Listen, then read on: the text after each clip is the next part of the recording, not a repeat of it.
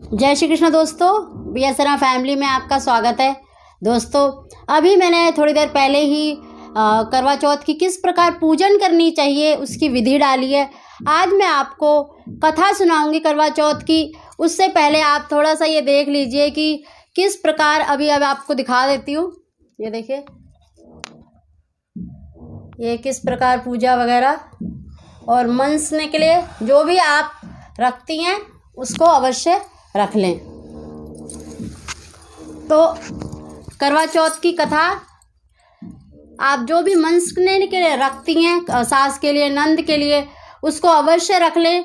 और दीपक को देखिए प्रज्वलित कर रखा है मैंने भी, ऐसे ही आप दीपक प्रज्वलित कर लें और उसके बाद कथा का श्रवण करें।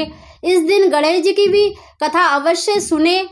और इस व्रत को वैसे तो हमारे पुराणों में कहते हैं कि इस व्रत को कोई भी रख सकता है, मतलब कुंवारी कन्याएं अपने अच्छे वर के लिए रखती हैं, और मतलब पुरुष भी रख सकते हैं, क्योंकि उससे उसके जो काम धंधे में जो भी दिक्कत आती है वो सब दूर होती है, तरक्की के लिए रख सकते हैं।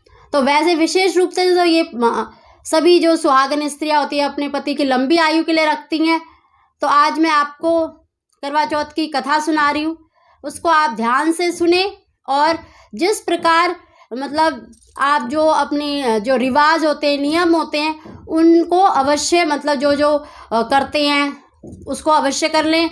जैसे थाली वगैरह जैसे घुमाते हैं तो आप वो नियम आप खुद करें, मैं सिर्फ आपको कथा सुना रही हूँ। बोलो करवा चौथ माता की जय, बोलो गणेश भगवान की जय। एक समय की बात है, बहुत पौराणिक कथा है। एक साहूकार था, उसके 7 बेटे थे और एक बेटी थी जिसका नाम वीरावती था। सातों भाई अपनी वीरावती बहन से बहुत प्यार करते थे, इतना कि एक साथ भोजन करते थे, एक साथ मतलब हर समय एक दूसरे के साथ ही बिताते थे। एक समय भोजन करना, कई समय बीत गया, सातों भाइयों के मतलब विवाह हो गया। और जो बहन वीरावती थी उसका भी विवाह हो गया एक राजा के साथ, बहुत अच्छे सुख परिवार में गई। और जो साल का पहला करवा चौथ था तो वो अपने मायके आई हुई थी। और सातों भाइयों की जो बहुएं थी उन्होंने भी व्रत रखा हुआ था, वीरावती ने भी व्रत रखा था। और जब शाम को सातों भाई घर लौटे तब उन्होंने अपनी बहन को, वीरावती को आवाज़ दी कि बहन आ जाओ, भोजन कर लो। तब उसकी भाभी ने कहा कि उसका तो करवा चौथ का व्रत है, वो तो चांद, जब रात को चांद निकलेगा उसके बाद व्रत खोलेगी। तब भाइयों को बड़ी चिंता हुई कि हमारी बहन, मतलब जो उतना प्यार करते थे अपनी बहन से कि उसको भूखा भी नहीं देख सकते थे। तो उन्होंने सोचा कि रात भर तो बहुत देर हो जाएगी, इतनी रात तक हमारी बहन भूखी रहेगी। तब सातों भाइयों ने मतलब एक युक्ति लगाई। एक भाई जंगल में गया, आग जलाई, और दूसरा भाई पेड़ पर चलनी लेकर चढ़ गया। दूर से ऐसे लगा जैसे कि चांद निकल आया हो, क्योंकि उसने चलनी कर दी, एक भाई ने पेड़ पर चढ़कर, एक ने आग जलाई, तो उसको दूर से ऐसा लग रहा था जैसे चांद निकल आया हो। तो एक भाई जाकर बोला, बहन बहन देखो देखो चांद निकल आया है। तब वीरावती बड़ी खुश हुई कि चांद निकल आया।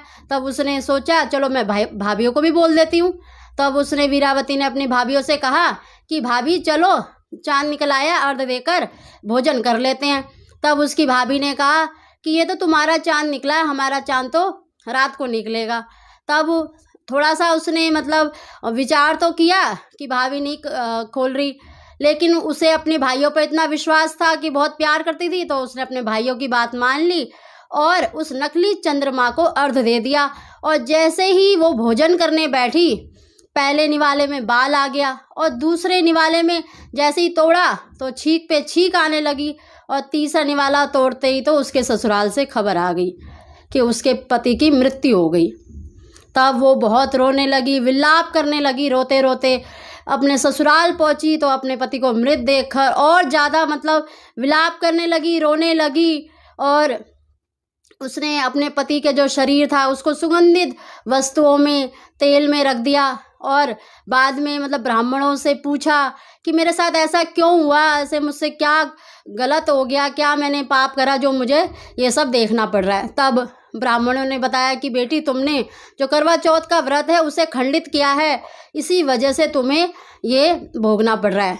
तब उन्होंने कहा, ब्राह्मणों ने बताया कि भाई तुम्हें करवा चौथ के व्रत रखने चाहिए, नियम पाठ पूजा करनी चाहिए, तब जाके कहीं तुम्हारा पति जीवित हो सकेगा। उसके पति के शरीर में हजारों सुइयां चुभ गई थी।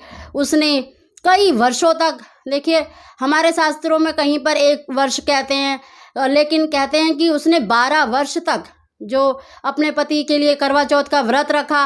एक समय भोजन करती थी और मतलब करवा चौथ का व्रत रखती थी और नित्य प्रतिदिन एक एक सुई निकालती रहती थी। ऐसे ही जब आखिरी सुई बची तब वो उस दिन मंदिर गई। उसने अपने दासी को बोला कि दासी देखो, मेरे मतलब राजा का ध्यान रखना और कोई भी मक्खी इस पर बैठ ना पाए, मैं अभी पूजा करके आ रही हूँ, आखिरी सुई है, आज मेरा सुहाग जो है जीवित हो जाएगा। तब जो वीरावती थी मंदिर गई पूजा करने, तो पीछे से वो दासी ने क्या करा, जो आखिरी सुई थी वो निकाल दी और राजा जीवित हो गया। तब जो वीरावती आई तो देखा कि जो दासी थी वो रानी बन गई है, क्योंकि राजा ने सोचा कि इतने वर्ष तक मतलब इसी ने मेरी मतलब सेवा करी होगी और यही रानी है। तो राजा ने सोचा कि ये दासी को ही अपनी मतलब उसने रानी बना लिया, क्योंकि उसे लगा कि यही रानी है, इसी ने यही मेरे पास थी। मतलब जैसे ही उसने आँख खोली तो उसने उस दासी को अपने पास देखा तो उसने सोचा कि यही मेरी रानी है। और जब वीरावती आई तो उसने देखा कि जो रानी की जगह पर मतलब वो दासी बैठी हुई है, राजा ने उसको अपनी रानी बना लिया। तब वीरावती के अपने भाग्य को ही दोष देने लगी कि ये सब मेरे भाग्य के कारण ही है, जो इतनी वर्ष सेवा करी तब भी मुझे मतलब मेरा पति का सुख नहीं मिला। तब उसने अपने भाग्य को मतलब सोचने लगी और उसने राजा की सेवा करी। जो दासी जो रानी बन गई थी उसकी भी सेवा करने लगी। और एक दिन जब राजा कहीं जा रहा था तो उसने अपनी जो दासी बनी हुई रानी से पूछा कि रानी मैं तुम्हारे लिए क्या लेके आऊँ। तब जो दासी बनी रानी थी उसने कहा मेरे लिए गहने कपड़े लत्ते सब ले आना। तब उसने दासी से भी पूछा कि तुम्हारे लिए मैं क्या लेके आऊँ। तब दासी ने कहा कि महाराज मेरे लिए एक गुड्डा और गुड़िया ला देना। तब राजा को बड़ी हैरानी हुई कि कहा कि तुम्हारी उम्र थोड़ी है गुड्डा गुड्डियों से खेलने की, वस्त्र मांगो आभूषण मांगो। पर उस रानी ने वीरावती ने कहा नहीं, मुझे आप सिर्फ गुड्डा गुड्डी ही ला देना। तब राजा उसके लिए मतलब गुड्डा गुड़िया लेके आया। तब जो वीरावती थी रोज अपने गुड्डा गुड्डियों से खेल करती हुई बोलती, सुनो गुड्डा सुनो गुड़िया सुनो हमारा दुख, 12 वर्ष से वाह करी फिर भी मिला ना सुख। इस प्रकार कहती रहती थी। तो मतलब वो जो राजा था वो भी सुनता था कि ये जो दासी है ऐसे कहते रहते। तो उसने अपनी रानी से पूछा, जो दासी बनी हुई रानी थी, उसने कहा महाराज इसके चक्कर में मत पड़ो, ये तो न जाने कौन से टोने टोटके जादू करती रहती है, ये तो पागल है, ये तो इसके बातों पर ध्यान मत दो। लेकिन राजा का एक प्रभाव था, एक खिंचाव था अपनी रानी की तरफ। क्यों? क्योंकि जो उसने इतने वर्ष उसकी सेवा करी, पाठ पूजा करी, तो उसका खिंचाव उस वीरावती की तरफ था। तो उसने एक दिन अपनी मतलब दासी के पास गया, बोला कि दासी तुम्हें क्या दुख है मेरे महल में जो तुम इस प्रकार गाती रहती हो।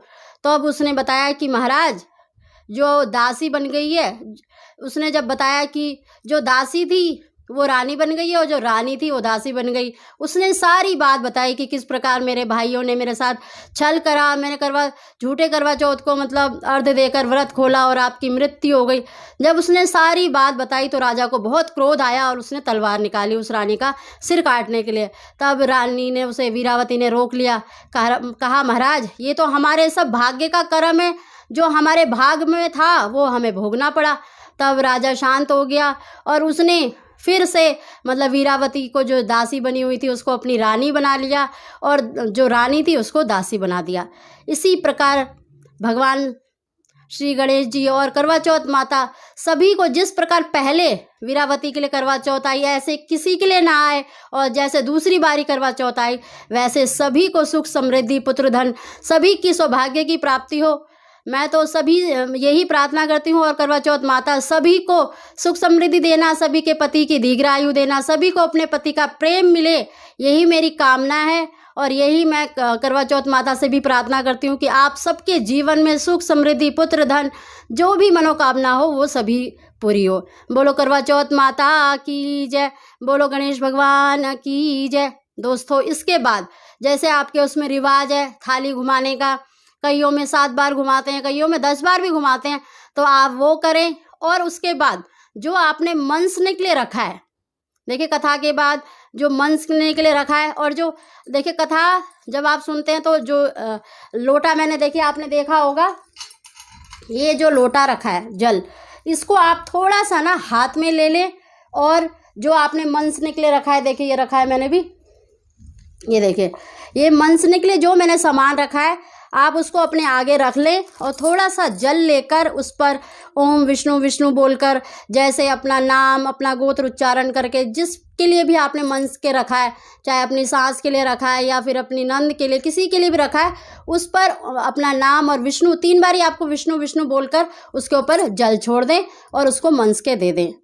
आप सभी को हैप्पी करवा चौथ।